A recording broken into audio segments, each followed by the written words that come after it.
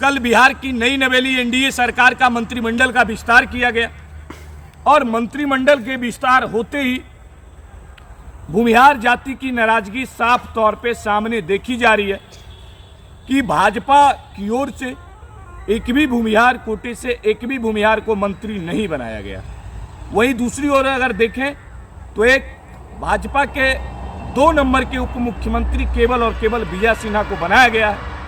आप जानते हैं कि बिहार सरकार में उप मुख्यमंत्री का क्या पद होता है। वहीं एक 2 उप मुख्यमंत्री भाजपा कोटे से हैं। जो पहले नंबर के उप मुख्यमंत्री हैं उनको भला कौन नहीं जानता, लेकिन 2 नंबर के उप मुख्यमंत्री जो है वो विजय सिन्हा है और विजय सिन्हा के बाद किसी भी भूमिहार को मंत्री नहीं बनाया गया।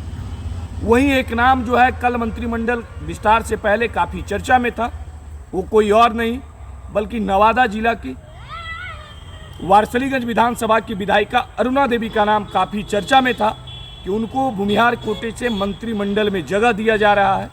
और नवादा लोकसभा की एकमात्र भाजपा की विधायिका अरुणा देवी है जो चुनाव जीतकर 2020 विधानसभा के चुनाव में आई थी। एकमात्र विधायक हैं जो भारतीय जनता पार्टी के हैं और चर्चा ये था वो भी 2-3 टर्म से विधायक है, लगभग 15 वर्षों से विधायक हैं। उनका भी चर्चा में आ रहा था कि अरुणा देवी को भूमिहार कोटे से भाजपा मंत्री बना सकती है। तमाम न्यूज़ चैनलों पे उनका नाम चल भी रहा था, लेकिन अचानक से जब मंत्रिमंडल का विस्तार होना शुरू हो गया कहीं अरुणा देवी का जिक्र नहीं किया गया और अरुणा देवी को मंत्रिमंडल में नहीं शामिल किया गया। और उसके बाद भूमिहारों की नाराजगी साफ तौर पे देखी जा रही है।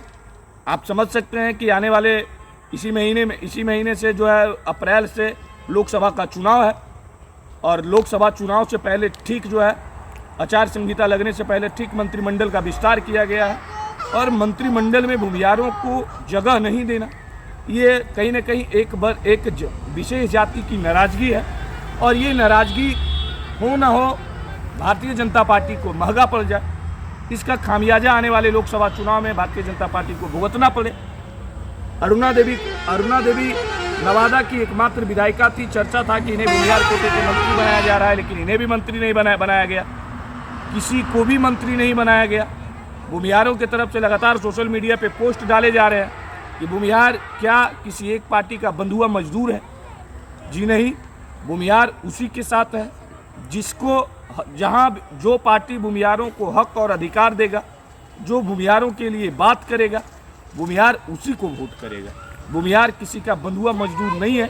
तमाम प्रकार की जो है इस प्रकार की सोशल मीडिया पे पोस्ट देखा जा रहा है। भूमिहार के नेताओं की नाराजगी देखी जा रही है और कहीं ना कहीं भारतीय जनता पार्टी के अंदर के नेताओं में भी ठीक ठाक नहीं चल रहा और शायद ये भारतीय जनता पार्टी के लिए लोकसभा चुनाव से पहले ये महंगा पड़ सकता है और इसका खामियाजा जो है आने वाले लोकसभा चुनाव में भारतीय जनता पार्टी को भुगतना पड़ सकता है। बाकी आप लोगों की क्या राय है?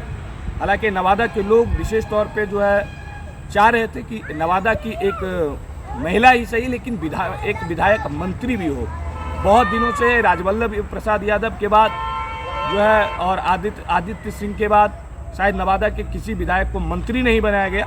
नवादा के लोगों को उत्सुकता थी कि भूमिहार कोटे से ही सही या जिस कोटे से एक विधायक को कम से कम मंत्री बनाया जाना चाहिए, तो नवादा जिला से इस बार भी चूक गया।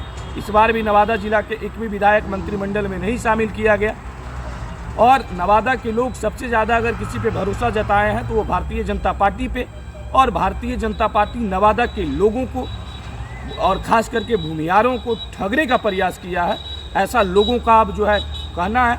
लोग अब जोर शोर से आवाज़ उठा रहे हैं कि आने वाले चुनाव में भारतीय जनता पार्टी को नवादा में भुगतना पड़ सकता है। भूमिहार कोटे से भूमिहार को मंत्री नहीं बनाना, नवादा के लोगों को मंत्री नहीं बनाना, शायद इसका खामियाजा भारतीय जनता पार्टी को आने वाले चुनाव में भुगतना पड़ सकता है। बाकी आप लोगों का क्या प्रतिक्रिया है, क्या राय है, कमेंट बॉक्स में आकर कमेंट करके जरूर बताइए।